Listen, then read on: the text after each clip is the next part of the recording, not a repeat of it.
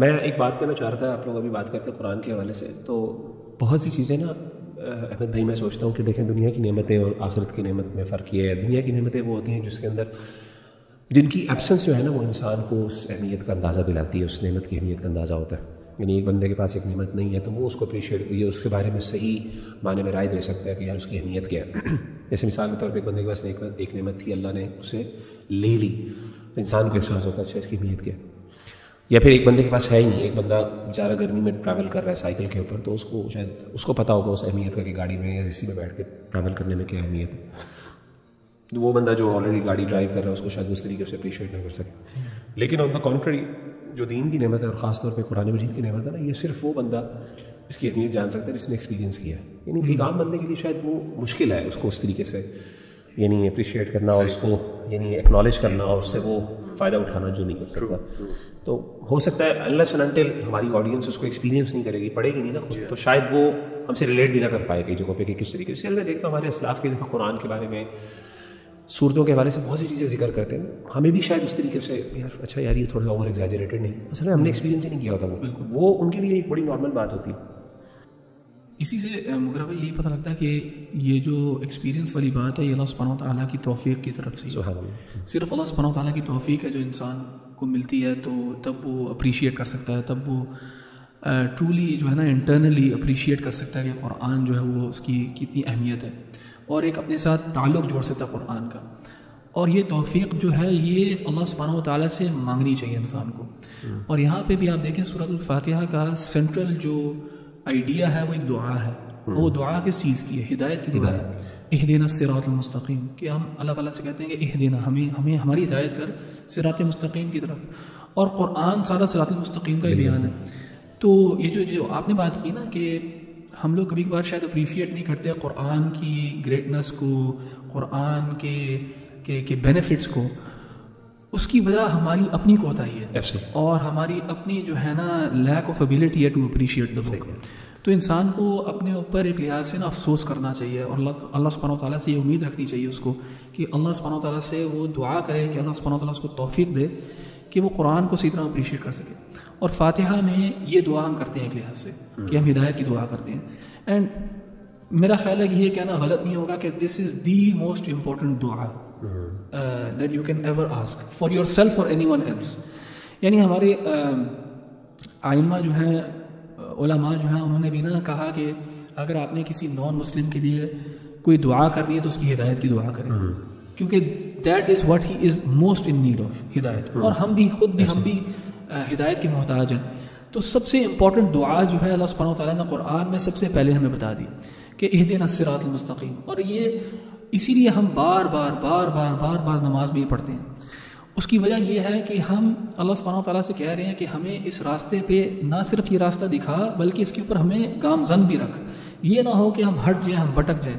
یعنی رسول اللہ صلی اللہ علیہ وسلم جو ہے وہ صراط مستقیم پہ تھے، لیکن وہ بھی یہ دعا مانگتے ہیں بار بار تاکہ اللہ تعالیٰ ان کو اس پہ رکھے.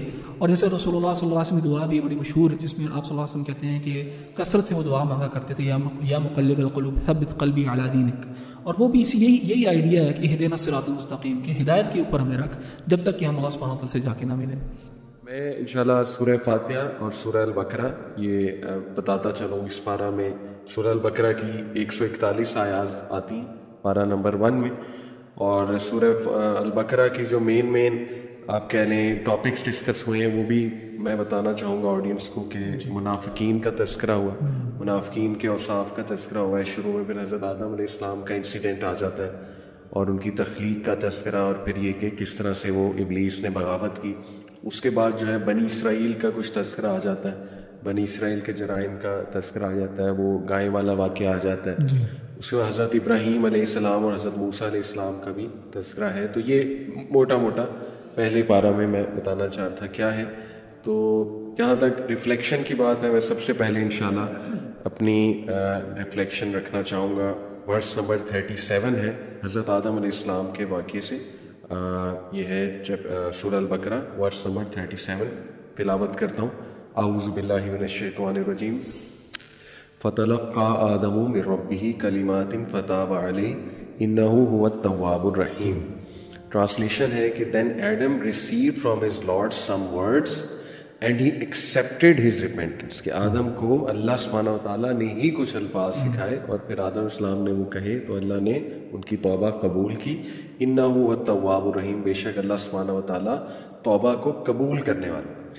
اب یہاں سے یہ ریفلیکشن میں کیوں آڈینس سے شیئر کر رہا ہوں، کیونکہ ہمارے پاس بہت سوال آتا ہے کہ ہم سب گناہ گار ہیں. اوبیسلی اللہ کے نبی صلی اللہ علیہ وسلم نے کہا کہ every son of Adam commit sin but the best are those who repent. اور ہمارے جو ظاہر ہے باپ ہے حضرت آدم علیہ السلام، ان سے بھی مسٹیک ہوئی، لیکن انہوں نے ایٹیٹیوڈ کیا شو کیا کہ ایروگنس کی بجائے یا ہوپ لیسنس کی بجائے، ہوپ لیس بھی ہو جاتا ہے نا بندہ، ہوپ لوز کر دیتا، انہوں نے، اور مزے کی بات کہ وہ سکھائے ہوئے بھی اللہ سبحانہ تعالیٰ کے الفاظ، یعنی اللہ کو کتنے عزیز ہوں گے. اور وہ دعا بھی قرآن میں ربنا ظلمنا انفسنا وَإِن لَّمْ تَغْفِرْ لَنَا وَتَرْحَمْنَا لَنَكُونَنَّ مِنَ الْخَاسِرِينَ. تو اس پہ میں کچھ تھوڑا سا ریپینٹنس کے اوپر موٹیویٹ بھی آڈینس کو انشاءاللہ کرنا چاہوں گا کہ واٹ از ٹرو ریپینٹنس، اس کی کنڈیشنز کیا ہیں، اور ذرا ہوپ بھی دلانا چاہوں گا. سب سے پہلے یہ آیا، اسی کے ساتھ جوڑوں گا، سورہ مائدہ کی آیت نمبر 39 ہے، فَمَن تَابَ مِن بَعْدِ ظُلْمِهِ وَأَصْلَحَ فَإِنَّ اللَّهَ يَتُوبُ عَلَيْهِ إِنَّ اللَّهَ غَفُورٌ رَحِيمٌ.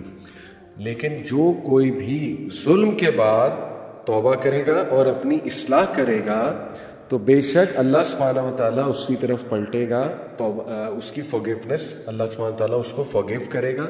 Indeed Allah is forgiving and merciful. تو یہ دیکھیں کتنا ہوپ اللہ نے گارنٹی دے دی ہے کہ ریسٹ ایشورڈ اللہ ضرور اس کی طرف پلٹے گا اور اللہ سبحانہ و تعالیٰ ضرور اس کو معاف کرے گا. اب سوال یہ پیدا ہوتا ہے کہ ٹرو ریپینٹنس ہے کیا؟ تو میں کوئکلی انشاءاللہ اس کی کچھ کنڈیشنز بتاتا ہوں. سب سے پہلے یہ علماء کرام نے بیان کی ہیں کنڈیشنز، کہ سب سے پہلے the person gives up the sin straight away, کہ جس گناہ کی وہ توبہ کر رہا ہے اس گناہ کو فوراً اسٹریٹ اوے چھوڑ دے. پھر نمبر 2 ہے کہ that he regrets what has happened in the past. Regret بہت ضروری ہے اور ریگریٹ کے فائدے بھی بہت، لیکن اوور ریگریٹ پھر پروکریسٹینیشن کی طرف نہ لے جائے. تو ایک حد تک ریگریٹ، ندامت، وہ فیل کرتا رہے، آنکھوں میں آنسو بھی لائے کہ مجھ سے کیوں ہوا اور میں نے کیوں کیا. اور جتنا سنسیئر وہ ہوگا ریگریٹ میں، اتنا اللہ ضرور اس کا دل مزید صاف کرے.